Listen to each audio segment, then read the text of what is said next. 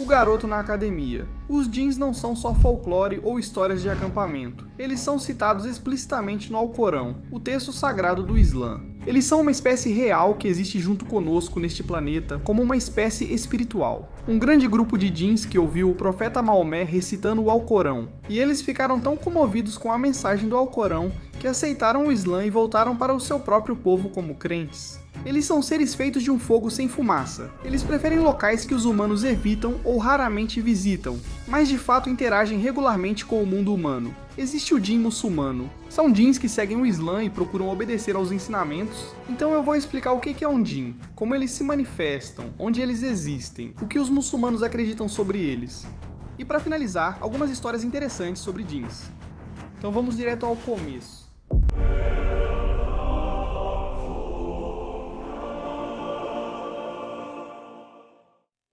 Olá pessoal, bem-vindos de volta ao acampamento de religião.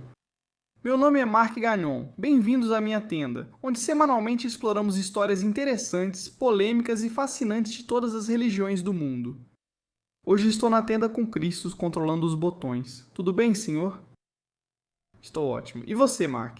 Estou muito bem, cara. Tem um assunto interessante pra gente discutir. Manda ver. Eu fui criado como católico.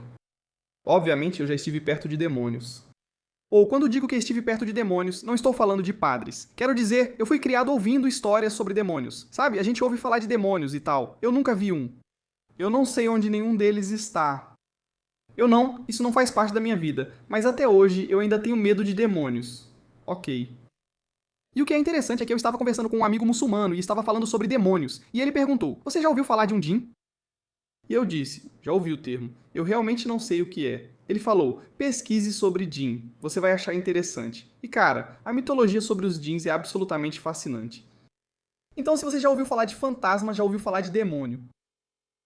É parecido, mas um djinn é uma entidade própria na crença islâmica e tem uma tonelada de folclore e histórias fascinantes. Então hoje, Cristos, eu vou explicar o que é um djinn, como eles se manifestam, onde eles existem e o que os muçulmanos acreditam sobre eles. Vamos encerrar com histórias interessantes sobre djinns. Existem casos famosos que muitos dos meus amigos muçulmanos conhecem. Então, vamos ao começo. Djinns não são só folclore antigo ou histórias de acampamento.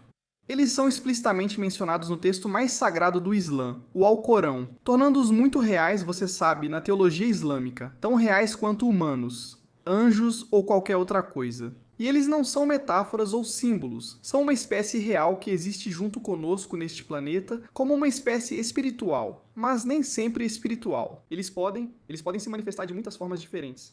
A palavra djinn vem do árabe, e seu significado literal é esconder ou ocultar, o que faz muito sentido porque a natureza fundamental desses seres é que eles estão ocultos da visão humana ou eles meio que distorcem ou mudam de forma. E eles existem em nosso mundo. De acordo com a teologia muçulmana, eles estão presentes nessa dimensão, mas também existem em diferentes dimensões. E eles testemunham as coisas que fazemos, se quiserem. Eles já te viram fazendo todas as coisas mais sujas que você faz quando está sozinho. Seja lá o que for. Outra coisa interessante, você já viu Aladdin Cristos?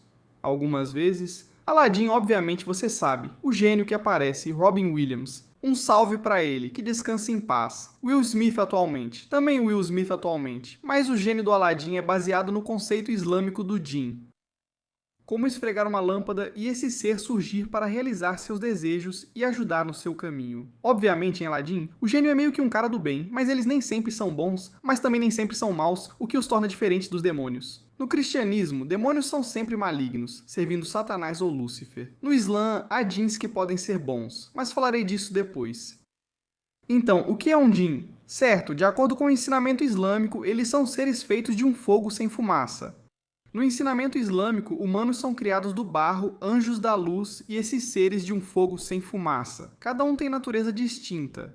E diferente dos anjos, que são, você sabe, mais obedientes a Allah, os djinns são como os humanos, pois eles têm livre-arbítrio. Eles podem escolher acreditar ou não acreditar. Eles podem escolher entre o bem e o mal, e por isso são responsabilizados após a morte, segundo o ensinamento muçulmano, assim como os humanos. O Alcorão é claro sobre a existência dos djinns. Na Surat Al-Hijr, versículo 27, Allah afirma: E criamos os djinns antes, de fogo escaldante. e eles são mencionados em vários outros capítulos. Na verdade, há um capítulo inteiro dedicado aos djinns. É a Surat al-Jin, capítulo 72. Esta surata nos conta a história de um grupo de djinns que ouviram sem querer o profeta Muhammad, que a paz esteja com ele, recitando o Alcorão. E eles ficaram tão comovidos com a mensagem do Alcorão que aceitaram o Islã e voltaram para o seu próprio povo, ou seja, outros djinns como crentes. Allah revelou as palavras deles na Surat al-Jin, dizendo: Ó Muhammad, foi-me revelado que um grupo de djinn ouviu e disse: de fato, ouvimos um Alcorão maravilhoso. Ele guia para o caminho certo e nós cremos nele. E nunca mais associaremos nada ao nosso Senhor. Isso é realmente impressionante. Isso é interessante. No catolicismo não há isso, só demônios fazendo o mal. Não acredito que possam se converter. Mas os djinns, novamente, eles não são necessariamente bons ou maus. Eles são meio que agentes espirituais com livre-arbítrio que podem vagar pela Terra.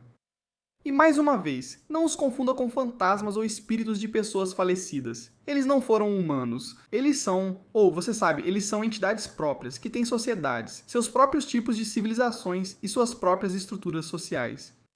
O mais impressionante para mim é que os djinn, como nós, têm livre-arbítrio. Alguns escolhem o bem, outros o mal. Alguns se tornam muçulmanos, outros rejeitam a fé. Como os humanos são responsabilizados? Esse conceito diferencia a compreensão islâmica de outras tradições religiosas. Embora você saiba, a crença em seres sobrenaturais existe em várias culturas diferentes, a concepção muçulmana dos djinn como moralmente responsáveis e sujeitos, você sabe, a salvação ou condenação eventual é muito distinta. Algo que eu não sabia. Então, na compreensão islâmica, os djinn normalmente habitam, você sabe, lugares abandonados, cemitérios, escuridão, ruínas, áreas desertas, mais ou menos o que você imaginaria, onde um fantasma estaria. Eles preferem lugares evitados ou pouco visitados por humanos, mas ainda cruzam frequentemente com o mundo humano, segundo a tradição muçulmana. Embora invisíveis naturalmente, podem mudar de forma e aparecer como animais ou humanos ao se manifestar. Eles não estão presos, você sabe, às leis físicas da natureza e da realidade que nós, como seres humanos, entendemos. Eles se movem com velocidade sobrenatural e possuem, você sabe, força sobrenatural e todos os tipos diferentes de habilidades. Isso depende das forças ou fraquezas que eles têm e do tipo de djinn que são. Então, assim como os seres humanos, os djinn têm, você sabe, uma grande variedade de, acho que podemos dizer, características. E a tradição islâmica reconhece vários tipos distintos diferentes. Alguns tipos de djinn nem sequer são mencionados no Alcorão ou no Hadith, e fazem parte mais do folclore islâmico. Então, o Marid é um desses. Eles não são necessariamente mencionados nos textos, mas no folclore é descrito como sendo o mais forte, acho que você pode dizer, o tipo de djinn mais forte ou maior. E a palavra Marid literalmente significa gigante ou rebelde. E eles geralmente são vistos como orgulhosos ou difíceis de, você sabe, controlar. Normalmente eles estão ligados à água ou ao mar. E em muitas das histórias, eles vivem bem longe dos humanos. As pessoas dizem que eles podem potencialmente conceder desejos, mas só se você enganar ou forçar de alguma forma para que ele realize o seu desejo. Isso é como a metáfora do Aladim, sabe? Eles não são fáceis de lidar, e são um dos djinn mais poderosos no folclore muçulmano. Mesmo sem serem citados diretamente no Alcorão ou Hadith, muita gente conta histórias, como as histórias que minha avó me contava sobre o Marid. Tem também o Ifrit, outro tipo. São djinn do fogo. Eles são conhecidos por serem inteligentes e fortes. O nome deles vem de uma palavra que significa queimar. Eles são descritos como feitos do fogo sem fumaça já mencionado e vistos como encrenqueiros que vivem em ruínas. Eles aparecem em textos islâmicos como quando um deles oferece trazer o trono da rainha de Sabá ao profeta Salomão antes que ele se levantasse do próprio trono. Também há um hadith em que um tenta incomodar o profeta Muhammad que a paz esteja com ele durante a oração, mas ele conseguiu impedi-lo. Ifrits são poderosos, mas não são imparáveis. E também tem os ghouls. Aparentemente, ghouls vem do folclore muçulmano. Chris, você pode pesquisar isso? Na verdade, se o termo ghouls for uma palavra árabe, isso é realmente interessante. Esses são os djinn que dizem comer carne humana e enganar as pessoas. Esses são bem malignos. Eles costumam surgir em desertos ou cemitérios e mudam de forma para imitar animais ou pessoas. Algumas histórias mostram eles fingindo ser viajantes ou mulheres bonitas para enganar vítimas. Você já descobriu a origem da palavra? Ghoul é um termo com origens na religião árabe pré-islâmica. Uau! descrevendo uma entidade demoníaca que se alimenta dos mortos e dos vivos. Isso é fascinante. Então, um termo que usamos o tempo todo, ghoul, na verdade é ghoul. Se você está pegando a tradução direta do árabe, isso é loucura. E sim, esses ghouls têm uma longa história. Aparentemente, o profeta Maomé certa vez disse: "Não existe ghoul", o que alguns estudiosos interpretam como essas histórias sendo exageradas. Mesmo assim, ghouls são comuns no folclore árabe e vistos como perigosos ou assustadores. Tudo certo, pessoal. Fiquem aí que vem a leitura de anúncio mais rápida do mundo enquanto estou na estrada. Vou estar em Atlanta, Estrasburgo, Hoboken, Indianápolis, Buffalo, Raleigh, Poughkeepsie, Portland, Oregon, Fort Worth, Texas, Austin, Texas, Stanford, Filadélfia, Leavitt, Levittown, Chandler, Arizona, San Diego. Também vou adicionar Toronto. Montreal, Washington DC e outras datas estão em tmarcagon.com. Veja a descrição e talvez os comentários deste episódio. Estarei na estrada. Venha conversar. Vou conversar com todos após o show. Venha apertar minha mão, me xingar, o que quiser, estarei lá. Também vou apresentar meu stand-up de 1 hora, do qual me orgulho muito. Estou animado para compartilhar isso com vocês e adoraria que todos comparecessem. Sobre o que vestir no show? Visite campgoods.co. Temos produtos da marca como bonés, moletons e camisetas, mas muitos estão esgotados. As peças estão saindo que nem água, mas vamos repor tudo em todos os tamanhos. Pode ir lá agora. Garantir os melhores produtos do universo dos podcasts, o site será atualizado sempre. Se for ao show, adoraria ver você com as peças que vendemos online. Vejo vocês lá. Vamos voltar ao show. Pessoal, pausa rápida para uma ótima notícia. O Religion Camp agora tem produtos, como essas camisetas incríveis que você está vendo. Temos bonés, todos os tipos de designs muito interessantes, não só para o cristianismo, no qual fui criado, mas para todas as religiões: hinduísmo, sikhismo, islamismo, judaísmo, mormonismo. Na verdade, eu não sei se temos uma camiseta do mormonismo, mas talvez a gente possa providenciar isso se tiver algum, santo dos últimos dias querendo comprar. De qualquer forma, você pode conferir tudo aqui nesse link. Também vamos deixar o link na descrição e nos comentários. Garanta o seu agora e que a paz esteja com você. E então aos Jin. Esses tipos são menos conhecidos, considerados mais fracos e mais discretos. Eles raramente incomodam as pessoas e costumam aparecer como animais ou algo assim. São mais comuns em histórias antigas e folclore do que em textos islâmicos oficiais. Alguns dizem que pertencem a tribos antigas de Jin que não convivem com humanos. No geral, os Jin não são vistos como perigosos, eles apenas preferem ficar na deles. E é realmente interessante ver a diferença entre, o que está nos estudos acadêmicos ou nos textos arcanos de uma religião, certo? Como o Alcorão ou os Hadiths se comparam a elementos do folclore. No cristianismo há versões disso, certo? Algumas coisas fazem parte do folclore. Eu me pergunto se você poderia até dizer, alguns dos milagres medievais ou algo assim da Igreja Católica. Não está realmente, no dogma da fé. Não está na Bíblia, mas ainda é algo que os católicos, leem sobre, eles conhecem. A historicidade não foi necessariamente totalmente verificada, mas ainda existe de certa forma na cultura comum. Ou até mesmo algo como dizer saúde quando alguém espirra. Acho que essa versão é melhor. Quando alguém espirra, dizemos saúde. Ouvi vários motivos, mas aparentemente é porque nesse momento um demônio poderia entrar em você. E por isso você diz saúde como uma forma de, enviar uma bênção para alguém que espirra. Não está na Bíblia, mas é algo que muitos cristãos e, não cristãos fazem meio que como um sinal social de respeito, eu acho. Não sei. Acho que é só para aliviar o constrangimento de alguém espirrar alto no avião, como um ufa, tudo bem, você está bem? Enfim, tem mais jeans. Tem o Jin muçulmano, que talvez seja o mais interessante para mim, porque são os Jins que acreditam no Islã e tentam seguir os ensinamentos. Esses Jins são como citados no Alcorão, que ouviram o profeta recitando o Alcorão e decidiram se tornar muçulmanos. Eles rezam, adoram, vivem em paz, ficam afastados e, não causam mal nem nada do tipo. E eles têm alguns dos mesmos poderes que outros Jins, como você sabe, invisibilidade e coisas sobrenaturais assim, mas usam suas habilidades para o bem. E aí você também tem os Shayatin, o singular é Shaitan. E eles seguem Iblis. Essa é a versão islâmica ou muçulmana de Satanás. Esses caras são um pouco diferentes porque, novamente, nem todos os Shayatin são Jins. Parece confuso, mas me acompanhe. Shayatin é uma palavra descritiva para alguém cujo principal objetivo é afastar as pessoas do bem. Então isso significa que humanos também podem ser Shayatin. Eles sussurram ideias ruins e tentam mexer com as emoções para gerar raiva ou orgulho. O Alcorão fala muito sobre eles, dizendo que tentam espionar o que se passa no céu para roubar informações, mas são expulsos por estrelas cadentes. Também podem se envolver com magia e trabalhar com pessoas que praticam magia negra. Mas o que torna os Shayatin tão únicos é que esses Jinn escolheram fazer o mal e são vistos como os mais prejudiciais. Então, eles são quase o completo oposto. E Iblis é um personagem fascinante, sabe? Ou uma força, se você for um crente do Islã. Então, o Iblis é fascinante. Então, milhares de anos antes de Adão ser criado, os Jinn viviam na Terra e tinham suas próprias sociedades, famílias, livre-arbítrio, todas essas coisas. E eles não eram todos maus, certo? Alguns são, digamos, devotos. Eles seguem Alá. Outros são rebeldes, assim como os humanos seriam.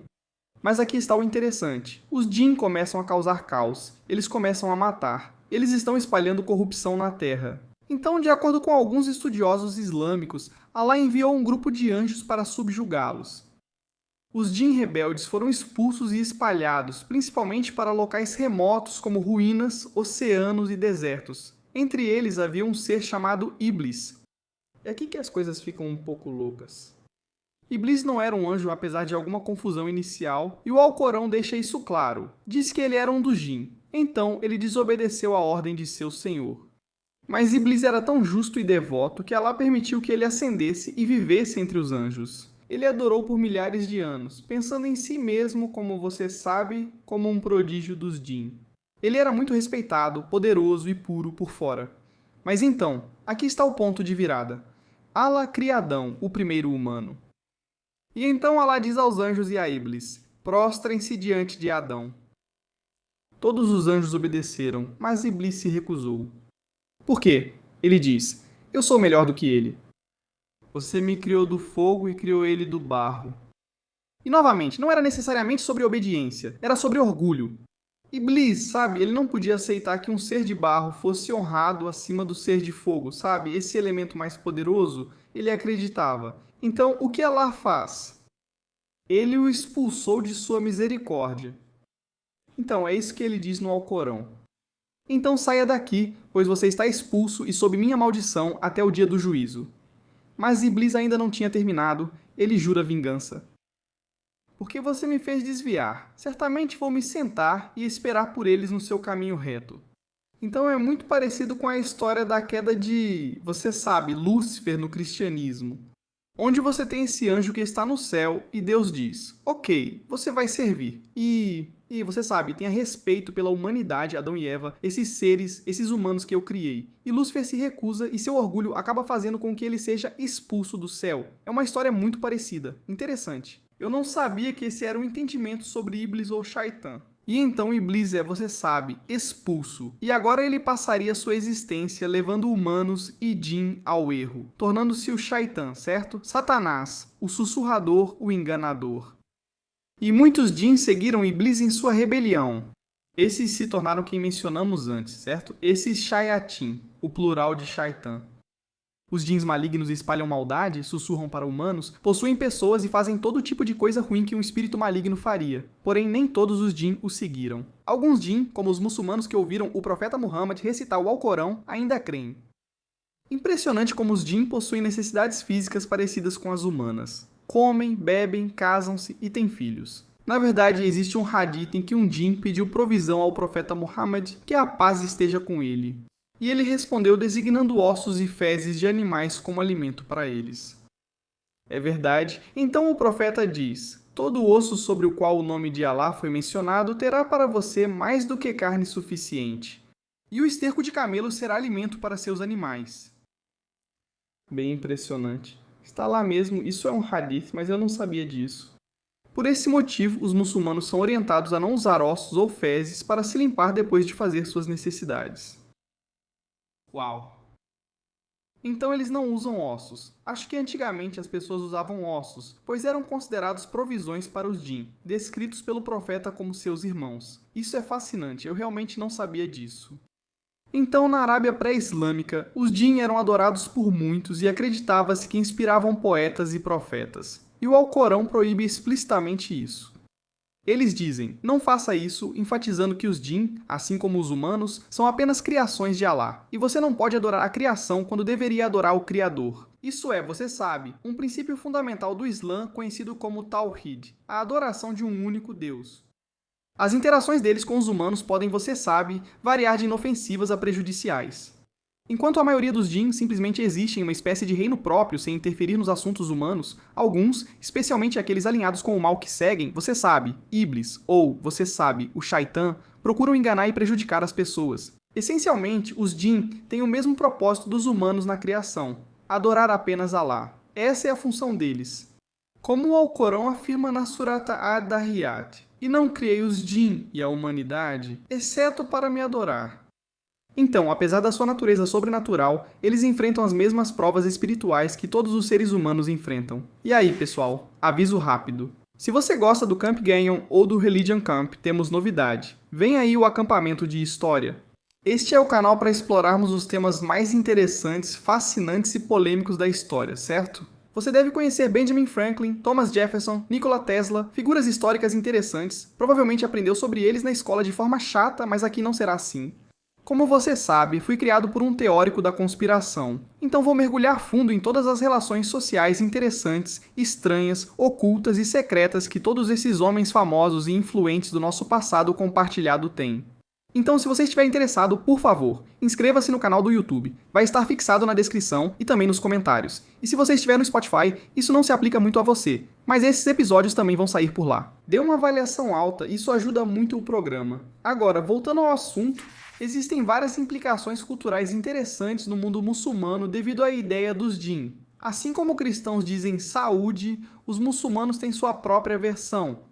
Então, em comunidades muçulmanas ao redor do mundo, uma das frases mais, eu diria, icônicas ou usadas é uma frase de proteção e ela se destaca entre praticamente todas as outras. E essa é a frase completa aqui. Bismillah ar-Rahman ar-Rahim. Isso significa literalmente, em nome de Alá, o mais generoso e misericordioso. E essa simples invocação serve tanto como um escudo, mas também como um sinal para os jinn. A maioria dos muçulmanos hoje em dia, você sabe, só é ensinado a dizer, você sabe, Bismillah. Eles sempre dizem isso antes de entrar em uma casa, especialmente abandonada, ou antes de qualquer tarefa que vão realizar. Então o mesmo se aplica ao entrar, você sabe, talvez em um banheiro, lugares tradicionalmente acreditados serem frequentados por jinns. E não é só tradição. Hadiths autênticos mencionam que o profeta Muhammad recomendou orações específicas ao entrar em banheiros ou locais onde jinns possam estar, buscando refúgio dessas entidades. Por que essa invocação é tão eficaz? De acordo com a compreensão islâmica, pronunciar Bismillah alerta qualquer jinn nas proximidades de que um crente está presente, alguém que segue Allah. Serve como aviso e dá ao jinn chance de sair do caminho e me deixar em paz. É como o poder de Cristo te obriga, que cristãos costumam dizer. Funciona de forma semelhante, Bismillah. E assim, o nome de Allah literalmente funciona como uma barreira espiritual. Outra coisa interessante que você sabe acontece às vezes em, digamos, lares muçulmanos mais religiosos é que existe uma crença de que ao jogar água quente pelo ralo sem dizer Bismillah, em nome de Deus, é possível que alguém, sem saber, queime ou até mesmo mate um jinn que esteja nos canos. Isso pode causar retaliação, pois acredita-se que os jinns têm famílias e comunidades. Eles buscam vingança, por isso muitos muçulmanos dizem Bismillah antes de ferver ou jogar água quente. Você sabe, é em parte por superstição, mas também tem essa raiz, essa tradição antiga de respeitar o invisível ou esses seres sobrenaturais, alguns dos quais podem ser muçulmanos ou crentes em Alá. E o conselho tradicional evita até mesmo urinar em um buraco ou algo assim, ou perto de arbustos ou água parada sem dizer Bismillah antes, pois pode ser que você esteja perturbando ou incomodando um jinn, que então pode se vingar de você. Outra coisa interessante é a passagem da noite, e como a noite é vista como uma espécie de campo livre para os jinn realmente causarem problemas. Então, na cultura islâmica ao redor do mundo, especificamente no Oriente Médio, os pais chamam seus filhos para dentro de casa no Magribe, ou ao pôr do sol. E essa prática, na verdade, está enraizada, na orientação profética. Houve o... Foi narrado por um cavalheiro, Jabir ibn Abd Allah, que relatou que O profeta Muhammad disse: quando as asas da noite se espalham ou quando chega a noite, mantenha seus filhos dentro de casa, pois os demônios saem nesse momento. Então, novamente, se isso está no seu livro sagrado, à noite as crianças têm que entrar. Você sabe, quando os postes de luz acendem, é hora de entrar. A noite é vista como domínio dos Jinn, quando a barreira entre mundos se enfraquece. Até cristãos têm isso, chamada Hora das Bruxas. Você sabe, como no folclore cristão, tem tipo 3 da manhã, é o momento em que, você sabe, o mundo do mal e o nosso mundo tem tipo o véu mais próximo. E isso acaba virando esse tipo de superstição. Você pode dizer, olha, não brinque lá fora depois de escurecer. E isso tem uma base fundamental, sabe, nos textos religiosos. Outra coisa interessante que, mais uma vez, não sei o quão comuns são. Não sei se isso é comum ou se muitos muçulmanos praticam, ou se é algo que ouviu dos pais. Mas há um tabu ou superstição sobre assobiar, principalmente à noite. Fascinante, eu realmente não sabia disso. Sobre esse tema, há muitas variações ou opiniões diferentes, especialmente entre estudiosos islâmicos e conforme a região. Mas existe uma superstição ou um forte desencorajamento de assobiar à noite. Alguns desses estudiosos disseram que consideram o assobio como algo desagradável ou algo que pode, talvez, invocar um djinn. E algumas pessoas acreditam que essa superstição do assobio tem uma origem pré-islâmica, um costume árabe em que vários sons eram considerados formas de se comunicar com o invisível. Então, hoje em dia, a maioria dos estudiosos muçulmanos não conecta definitivamente o assobio com os djinns, mas ainda existe esse estranho costume cultural de evitar isso que persiste até hoje em algumas comunidades. Imagine isso, você está a 9 metros debaixo da terra, cavando o solo congelado com colheres e pratos do refeitório. Guardas nazistas patrulham lá em cima. Um movimento errado, uma pedrinha solta e tudo acaba. Mas naquela noite de 1944-76, prisioneiros aliados tentariam o impossível, cavando um túnel rumo à liberdade na maior fuga de prisioneiros de guerra da Segunda Guerra Mundial. E séculos antes, em uma câmara de pedra fria, uma jovem adolescente vestida com armadura ficou diante de seus acusadores. Seu crime: liderar exércitos, falar com anjos e ousar desafiar os homens mais poderosos da Europa. O julgamento de Joana d'Arc marcou um dos momentos mais infames da história. Essas são só 2 histórias deste dia na história. Newsletter com eventos históricos fascinantes entregues na sua caixa de entrada. Guerras épicas, rebeliões religiosas, mistérios antigos e maravilhas modernas. Não perca nada da história. Escaneie o QR Code ou clique no link para se inscrever no Hoje na História, aqui enquanto eu assopro. Em uma instalação secreta da CIA, médicos dão substâncias misteriosas a americanos sem saberem, visando o controle mental. O ano era 1973, e enquanto agentes queimavam freneticamente milhares de documentos, os segredos mais sombrios do projeto MK-Ultra quase desapareceram em meio à fumaça. Agora volte para a sexta-feira 13.314. O grão-mestre da ordem militar mais poderosa da história se ajoelha diante das chamas. Enquanto o fogo aumenta, Jacques de Molay, o último líder dos Cavaleiros Templários, profere uma maldição. Tão assustadora que, quando tanto o rei francês quanto o papa morrem dentro do mesmo ano, sussurros de uma profecia sombria se espalham pela Europa. Agora, isso não são teorias da conspiração malucas ou algo que você lê, sabe, em alguma fanfic. Esses são eventos históricos reais que você conhecerá no Hoje na História, boletim que revela momentos estranhos, chocantes e sublimes que moldam o mundo. Receba sua dose diária de história incrível. Escaneie o QR Code ou clique no link para acessar o Hoje na História. Também existe um elemento interessante em muito do folclore árabe ou muçulmano que envolve djinn e crianças. Então você vai ouvir essas histórias, como o menino e o djinn.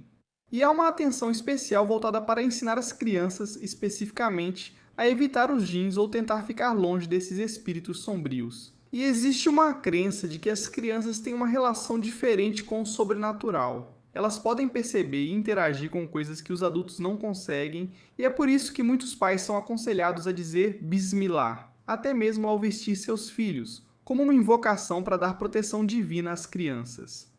Novamente, porque esses djinn, segundo os ensinamentos muçulmanos, às vezes atacam crianças por elas não terem o mesmo relacionamento ou consciência de sempre pensar em Allah. Então, comportamentos estranhos e assustadores em crianças, especialmente durante momentos de transição, como o pôr do sol ou o crepúsculo indo para a noite, podem ser interpretados como um djinn interferindo com as crianças. Por isso, Muitos pais aconselham ou são aconselhados a ensinar às crianças orações e práticas de proteção desde muito cedo, criando um hábito que vai protegê-las dos jinn ao longo da vida. Então, novamente, todas essas tradições e costumes, alguns dos quais estão enraizados no folclore da fé, mas também nos próprios textos sagrados. E eles não são necessariamente sobre medo. Não se trata de ficar, sabe, apavorado, achando que um jinn vai aparecer a qualquer momento, mas também de respeito. Reconhecendo, sabe, os limites entre os mundos, e reconhecendo que existe uma entidade separada que foi criada por Alá, que meio que existe, sabe, ao redor do nosso mundo, como você sabe, seres humanos. E você sabe, a Terra não é apenas domínio da humanidade, mas também existe um componente espiritual que está presente na Terra. Outro ponto interessante é que cristianismo e islã compartilham a ideia de possessão. No cristianismo, há muitos filmes e histórias sobre possessão demoníaca. Mas você sabe, nas fontes tradicionais islâmicas, também existem histórias de jinn possuindo seres humanos, causando danos físicos e mentais. E há, você sabe, casos raros de possessão genuína no contexto muçulmano, ou a possessão por um jinn que afeta, você sabe, uma pessoa, e ela pode ter convulsões, falar em línguas desconhecidas ou até mesmo perder o controle da fala. Estudiosos islâmicos tradicionais destacam que a possessão é muito rara e que a maioria dos casos atribuídos a jinn tem explicação psicológica. Provavelmente é o mesmo caso com os cristãos também. Muitas vezes você trata alguém por um demônio, mas pode ser só epilepsia ou algo parecido. Mas isso não significa que não existam muitas histórias sobre interações e experiências com jinn que foram contadas ao longo das décadas, de todos os tipos de estudantes muçulmanos. Ou especificamente crianças que gostam de compartilhar algumas dessas, que você quase pode considerar histórias de fantasmas, mas que têm consequências um pouco mais sérias, sabe? Como eu disse, crescendo como católico e indo para uma escola cristã, às vezes, quando éramos crianças, a gente contava histórias de demônios uns pros outros, tipo, cara, minha avó viu um demônio. Tipo, meu amigo, ele foi atacado por um demônio. Então agora vou compartilhar com vocês algumas das histórias de jinn mais interessantes que encontrei na internet. Esta é conhecida como O Menino e o Jinn. Me corrijam se alguma pronúncia minha estiver errada, mas é assim que a história acontece. Sheikh Hassan Ali e seus colegas encontraram um antigo prédio da Força Aérea Real que estava abandonado há cerca de 20 anos. Eles decidiram convertê-lo em uma escola islâmica, uma madrasa. O prédio era enorme, com cerca de 120 salas e 3 salões distribuídos entre as alas leste e oeste. E, inicialmente, eles usaram apenas 7 ou 8 salas na ala leste, planejando expandir gradualmente o uso do prédio. Todos os alunos receberam instruções explícitas para não irem à ala oeste. Entre os alunos está um garoto de 13 anos de Bangladesh. Às vezes, ele é chamado de Imran em algumas versões da história. Ele era extremamente tímido e muito quieto e não sabia falar inglês nem árabe. Ele só falava bengali. Ele estava tentando memorizar o Alcorão, mas até aquele momento só tinha aprendido um capítulo. Um dia, esse garoto entrou por acaso na ala oeste proibida do prédio. Quando ele voltou, ninguém percebeu nada de estranho imediatamente. Mas mais tarde naquela noite, durante a prática de recitação do Alcorão, algo muito estranho aconteceu. O menino bengali, normalmente tímido, se aproximou do professor com uma confiança estranha e incomum e disse: "Me teste falando em árabe perfeito, uma língua que ele não conhece." O professor, achando que o menino brincava, entrou na brincadeira e pediu que ele recitasse o 15º capítulo do Alcorão, que ele nunca estudou. Para surpresa de todos, o menino recitou perfeitamente. O professor ficou chocado e testou o menino com trechos de diferentes partes do Alcorão, e o menino recitou cada um perfeitamente, sem hesitar. Ainda mais surpreendente, ele começou a falar árabe fluentemente e engajou seu professor em discussões teológicas complexas. No começo, os professores ficaram maravilhados, achando que talvez fosse uma bênção divina, um milagre, que ela tivesse falado com o menino e lhe dado essa percepção incrível. Mas logo, o comportamento do menino se tornou muito estranho. Naquela noite, ele usou uma máquina e raspou só metade da cabeça, deixando o restante intacto. Ele andava pelo corredor, e outras crianças o viram e começaram a gritar: "Jinn! Jinn!" Os professores ouviram tudo. Ao verem o cabelo do garoto, decidiram que ele raspasse a outra metade. Os acontecimentos assustadores começaram nessa noite. O garoto dividia o dormitório com mais 5 alunos, por volta das 2h da manhã. Esses 5 colegas de quarto correram, gritaram e bateram na porta do diretor. "Jinn, Jinn, Jinn", todos eles gritavam. E quando o diretor investigou, ele encontrou apenas esse garoto bengali, Imran, dormindo em seu quarto.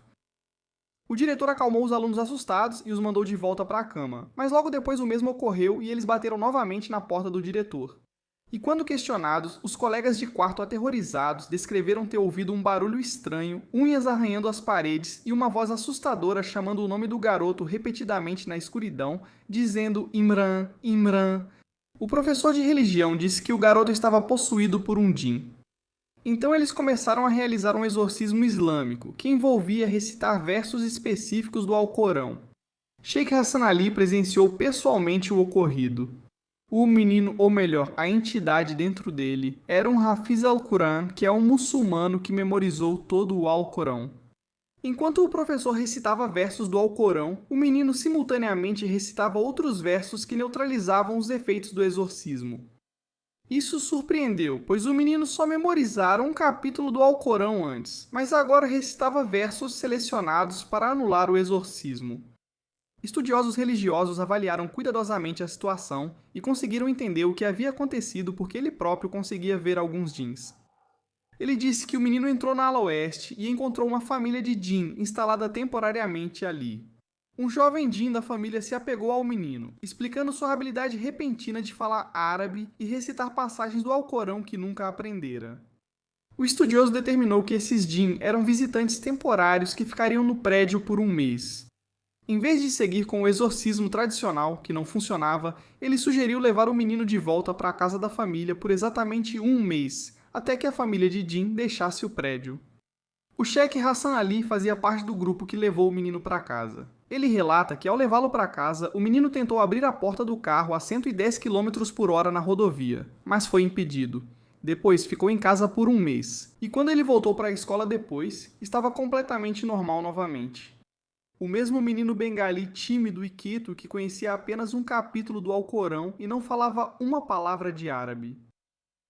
Então é isso, essa era a história do menino e do djinn. Agora, se eu fiquei curioso sobre isso, de novo sou fascinado pelo estranho, sobrenatural, bizarro, sabe? Então fui ao Reddit e achei histórias mais contemporâneas que muçulmanos de vários lugares compartilharam. Aqui estão mais algumas. De novo, isso será contado em primeira pessoa. Passo a maior parte do tempo na casa do meu avô, só com minhas 3 tias e meus avós. Meus primos aparecem lá às vezes. Eles vivem em uma comunidade que é bem verde. Tipo, sabe, tem muitas árvores. Tem um parque muito legal, a uns 10 minutos a pé de lá. E eu geralmente vou lá à noite. Resumindo, um dia eu e um amigo decidimos andar e explorar a comunidade à noite e pegar o caminho mais longo até o parque porque a gente queria de propósito que algo estranho acontecesse, talvez algo paranormal. Andávamos pela calçada da rua principal à noite, por volta da 1 da manhã, com um pouco de neblina surgindo. Meu amigo falou para não andar debaixo das árvores, mas eu, meio bobo, achei que era só mais um mito inventado que sua tia conta. A gente acabou chegando perto de uma árvore bem velha. Lembrando, só um detalhe, esses djinns às vezes, de acordo com o folclore, existem, sabe, em arbustos e coisas assim. A gente acabou chegando perto da árvore bem velha. Ela estava morta e seca no meio do nada. Eu não sei por que fiz isso, mas brinquei com meus amigos dizendo o nome de um djinn específico. Aí eu acrescentei o nome, sabe? O nome mesmo, mas não vou falar aqui. Você mora aqui, né? Agora eu quero o seu lugar. Não estou brincando, naquele momento, o rugido mais horrível veio de cima da árvore, bem sobre nossas cabeças. Esse rugido ainda está gravado nos meus ouvidos. Foi assim, parecia o som de um urso, só para você ter uma ideia. Era tão alto que meus ouvidos começaram a zumbir. Começamos a correr imediatamente, recitando Ayatul Kursi, e seguimos até a casa do meu amigo o mais rápido possível. Fomos para a casa dele, que era mais perto. A mãe dele dormia no andar de cima. Entramos e, ao caminhar até o quarto, ouvimos uma respiração pesada de um cômodo a cerca de 3 metros, como se alguém grande respirasse alto. Corremos para o quarto dele, trancamos a porta e depois ouvi alguém chamando seu nome do lado de fora. Não havia mais ninguém na casa, apenas a mãe dele dormindo. E se fosse ela mesma teria aberto a porta. Ouvimos alguém mexendo nas coisas e andando fora do quarto, mas não havia ninguém lá. De manhã voltei para casa e meu amigo disse que acordou sentindo alguém sentado em seu peito, sem conseguir se mexer ou respirar. Ele então disse que começou a recitar versículos da surata, e aquela sensação de alguém em cima do peito dele foi embora. Felizmente isso não aconteceu comigo, mas agora eu leio várias suratas antes de dormir toda noite. Então nunca ande debaixo de árvores à noite e não desafie os jeans, porque eles são tão reais quanto o dia. Essa é a segunda história do Reddit, bem assustadora. Consigo imaginar se você é um adolescente muçulmano compartilhando histórias desses jeans. Tipo, os cristãos faziam isso o tempo todo, pelo menos os que eu conheço. A gente ia acampar e sempre tinha um cara que falava: Cara, uma vez eu vi um demônio. Sabe, esse demônio era louco. Ele apareceu na minha casa, estava no meu carro e aí contava a história toda. É uma loucura. Fico curioso, Cristos. Quando crescia, alguém te contou histórias de fantasmas ou demônios? Você ouviu isso em Nova York? Nem sei se isso acontece por lá. Histórias de fantasmas mesmo. Geralmente era coisa de acampamento. É, só pra assustar todo mundo. Enquanto você está em um lugar muito vulnerável. Sim, claro, mas nunca ouvi história de demônio. Penso que você não era tão religioso. Eu fui até mais ou menos os 10 anos. Vocês comentavam esse tipo de história na igreja ortodoxa grega? Pouco se fala sobre demônios na Igreja Ortodoxa Oriental. Interessante, né? No catolicismo quase não se fala de demônios. Só ouvi mais sobre isso quando estudei em escola presbiteriana, evangélica. No catolicismo não era tão importante. Eu imagino que seja a mesma coisa no Islã, porque eu conversei com alguns amigos muçulmanos. Eu perguntei: vocês falavam sobre jeans e essas coisas quando eram crianças? E eles disseram: não, não muito. Às vezes esse assunto surge e fico pensando se ser sunita, xiita ou o nível de fundamentalismo da família influencia o quanto se fala nisso. Tenho curiosidade, especialmente se você é muçulmano e está ouvindo. O que seus pais te ensinaram sobre jeans? Eles falavam sobre isso. Era algo que você lia às vezes, como no Alcorão, e depois deixava pra lá? Gostaria de saber. Eles não são exatamente pessoas mortas, mas algo próprio. Já nossas histórias de fantasmas costumam tratar de pessoas mortas. Na sociedade americana, histórias de fantasmas são comuns. Já no catolicismo, não se ouvem relatos de mortos como no cristianismo. Todo fantasma é uma pessoa morta. Acho que os cristãos realmente não acreditam em fantasmas.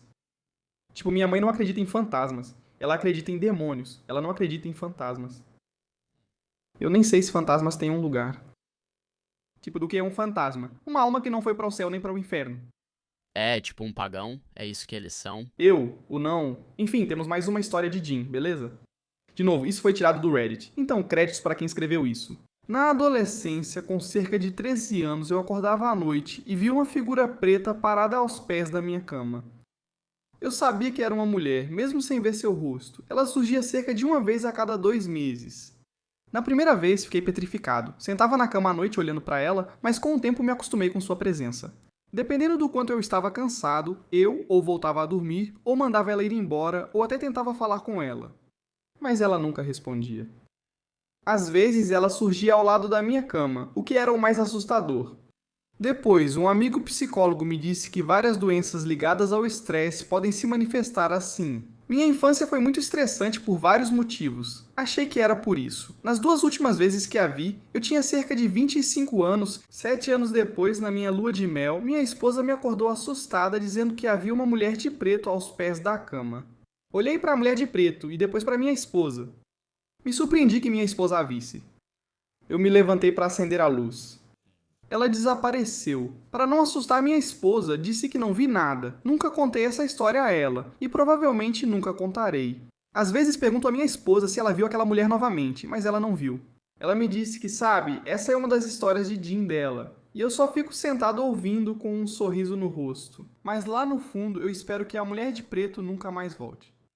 Uau, tudo bem. É meio parecido. Já ouvi histórias assim no cristianismo, tipo amigos dizendo eu estava dormindo e senti algo no meu peito. Tipo, na verdade, existe uma longa história de paralisia do sono que eu acho acontece em várias culturas e, sabe, às vezes é atribuída a isso, mas talvez isso seja paralisia do sono, talvez seja um demônio, eu não sei. A bruxa é algo famoso. Senti um peso no peito e não consegui se mexer, às vezes sem nem ver nada, só percebendo o peso. Eu não sei o que pensar de tudo isso. Como, de novo, alguém que cresceu católico, eu nunca vi algo assim. Eu nunca vi o sobrenatural. Nunca vi um demônio. Nunca vi um djinn. E eu realmente não quero ver. Não tenho interesse. Se existe, que fique lá. Não preciso disso em casa. Mas isso não é algo com o qual eu já tenha tido alguma experiência. Então é difícil para mim dizer. Isso é definitivamente sobrenatural.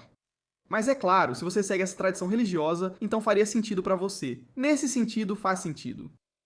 Então, a principal conclusão disso: não mexa com eles.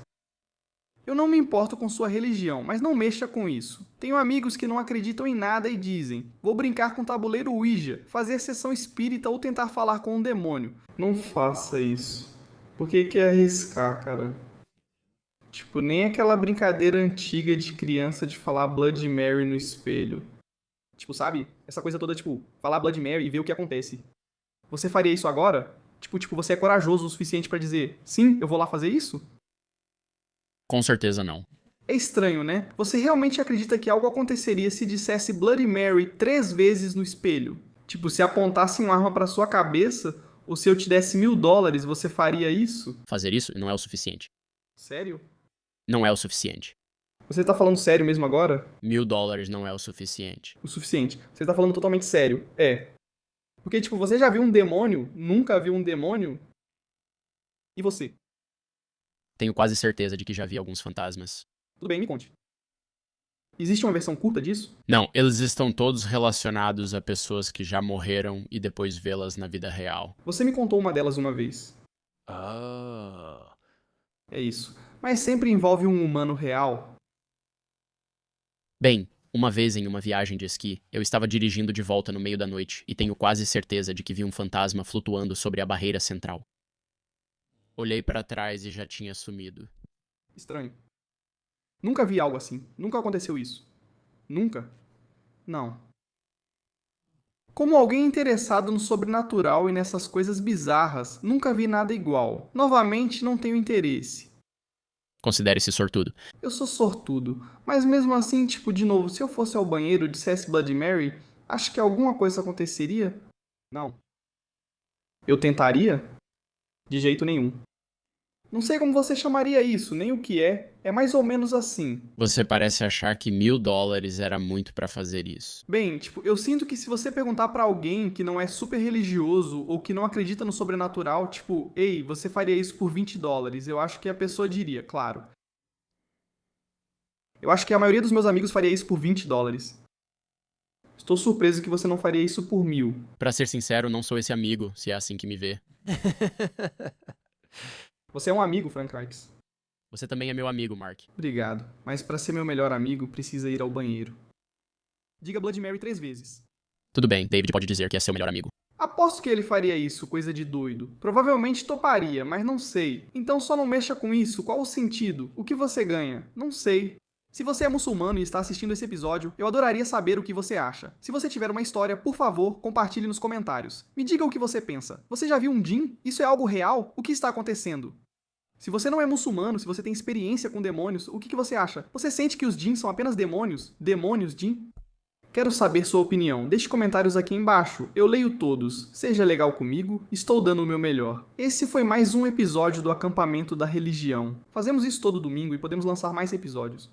E é isso, essa é só uma forma de eu explorar pessoas, culturas e tentar entender melhor no que todo mundo acredita nesse grande planeta azul. Sabe, eu realmente acho que não existe maneira melhor de entender uma pessoa do que entender o Deus que ela adora, seja qual for a religião. É louco pensar que você pode dizer, sim, eu gosto de pessoas, me interesso pelo mundo, mas não saber como 1 bilhão de pessoas orientam suas vidas.